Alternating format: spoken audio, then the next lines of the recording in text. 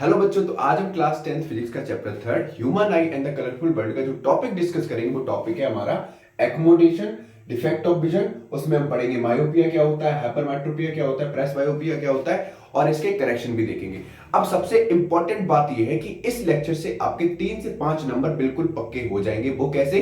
क्योंकि अगर आपने सैंपल पेपर उठा के देखा होगा तो वहां पर अक्सर आपने इस टाइप के क्वेश्चंस देखे होंगे। डिफेक्ट ऑफ विजन हर हालत में पूछा जाता है, मायोपिया में करेक्शन क्या होता है, कौन कौन से कॉजेज होते हैं, वो सारी चीजें पेपर में आती हैं। 1 नंबर के लिए भी, 2 नंबर के लिए और 3 नंबर के लिए। मतलब सीधा सा है, आपके इस लेक्चर से 3 से 5 नंबर बिल्कुल कंफर्म होने वाले हैं। ठीक है, तो बिल्कुल पेटी पैक होके बैठो, कुछ मिनटों में आपको ये टॉपिक बहुत ही अच्छी तरीके से समझ में आ जाएगा। तो हमारा पहला टॉपिक है एक्कोमोडेशन। बिल्कुल फील के साथ समझने की कोशिश करना। एक्कोमोडेशन का मतलब होता है हमारी आंखों की वो क्षमता जिससे हम पास का भी आसानी से देख सकते हैं और दूर का भी आसानी से देख लें। फिर से बता रहा हूं, एक्कोमोडेशन हमारी आंखों की वो क्षमता होती है जिससे हम पास का भी आसानी से देख पाए और दूर का भी आसानी से देख पाए। बगल वाली सीट पे कौन बैठा है, दूर वाली क्लास में कौन बैठा है, क्या कर रहा है, वहां के सारे सारे आपको दूर से ही दिख जाए, तो इसको बोलते हैं एक्कोमोडेशन। अब इसमें मेन काम है फोकल लेंथ का। ठीक है, किसका काम है? फोकल लेंथ का। फिर से यहां पे लिखना है कुछ, आप हिंदी में ही लिख लो क्योंकि आपको याद करना है, डेफिनेशन बाद में याद लेना। लिखना है यहां पे हमारी आंखों की वो क्षमता, वो कैपेसिटी लिखो, कैपेसिटी जिससे हम पास का भी आसानी से देख पाए, आसानी से देख पाए और दूर का भी, और दूर का भी। with the help of adjusting focal length। क्या? Focal length. अब बच्चों जल्दी से बताओ, हमारी आंखों में, ठीक है, हमारी आंखों में, हमारी खूबसूरत सी आंखों में कौन सा लेंस पाया जाता है बच्चों? Convex lens. कौन सा लेंस पाया जाता है? Convex lens. और ये लाइट को क्या करता है? फोकस करता है। क्या करता है? फोकस करता है। ठीक है, ये तो आपको पता है। और उस लेंस का नाम क्या है बच्चों? Crystalline lens. कौन सा लेंस है बच्चों? Crystalline lens. ठीक है, कोई दिक्कत? हम फिर से बता रहे हैं, एक्कोमोडेशन होता है हमारी आंखों की वो क्षमता जिससे हम पास का भी आसानी से देख पाए और दूर का भी आसानी से देख पाए। लेकिन एक हेल्दी पर्सन THYL लगा दिया, गलत हो गई स्पेलिंग। हेल्दी पर्सन बच्चों कहां तक अच्छे से देख पाता है बच्चों? 25 सेंटीमीटर।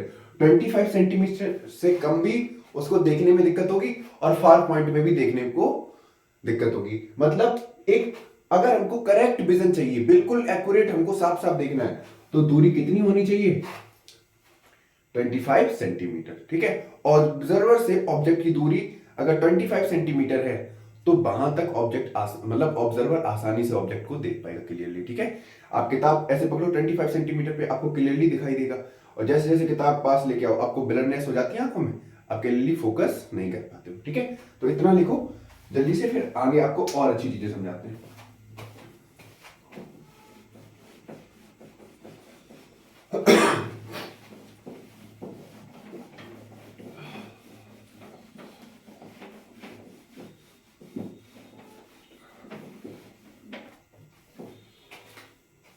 तो बच्चों अब हम बात करते हैं एक इंपॉर्टेंट टर्म की जिसका नाम है सिलेरी मसल्स।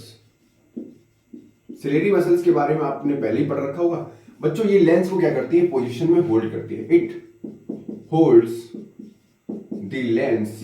कौन सा लेंस? Crystalline lens. कौन सा? जो भी बताया था, convex lens. Lens, it holds the lens in proper position.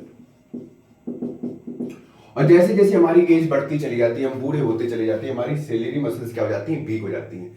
फिर लेंस अपनी पोजीशन पे नहीं होता, जिसकी वजह से हमको देखने में दिक्कत होती है। जब लेंस पोजीशन पे नहीं होगा तो इमेज रेटिना पे नहीं बन पाएगी। बात समझ में आई? सर बिल्कुल समझ में आई।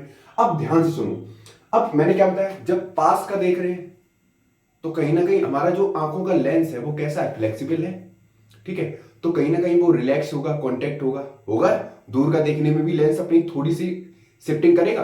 तो जब सिलेरी मसल्स इंपॉर्टेंट की पॉइंट है, याद रखना, पेपर में क्वेश्चन आता है। जब सिलेरी मसल्स क्या होती हैं, रिलैक्स होती हैं, ठीक, रिलैक्स होती हैं, तो बच्चों लेंस जो है, ठीक है, अब वो वाला कौन सा लेंस है, क्रिस्टलाइन लेंस, पूरा लिखो पता चले, दिक्कत हो जाए आपको। क्रिस्टलाइन लेंस जो है, ठीक है, वो कैसा हो जाता है, थिन हो जाता है। कैसा हो जाता है, थिन, मतलब पतला हो जाता है। जो ये बिड्थ है, ये वाली जो बिड्थ है, ये कम हो जाती है। बिड्थ क्या हो जाती है, बिड्थ कम हो जाती है, ठीक है, आई बात समझ में। जब ये लेंस रिलैक्स होगा, सॉरी सिलेरी मसल से रिलैक्स होंगी तो क्रिस्टलाइन लेंस कैसा होगा, थिन होगा, और जिससे फोकल लेंथ बढ़ जाएगी। Focal length increases. अब बच्चों फोकल लेंथ बढ़ने का मतलब क्या है, हम दूर का आसानी से देख पाएंगे, दूर का आसानी से देख पाएंगे, मतलब डिस्टेंट ऑब्जेक्ट क्लियरली विजिबल होगा, डिस्टेंट ऑब्जेक्ट क्लियरली विजिबल होगा, ठीक है। यहां तक बात समझ में आई। इंपॉर्टेंट की पॉइंट था, फिर से बताएंगे, सिलेरी मसल्स रिलैक्स होंगी, लेंस कैसा होगा, थिन होगा, फोकल लेंथ बढ़ जाएगी, और दूर का ऑब्जेक्ट हम आसानी से देख पाएंगे, ठीक है। बात यहां तक समझ में आ गई सर, नोट करो फटाक से।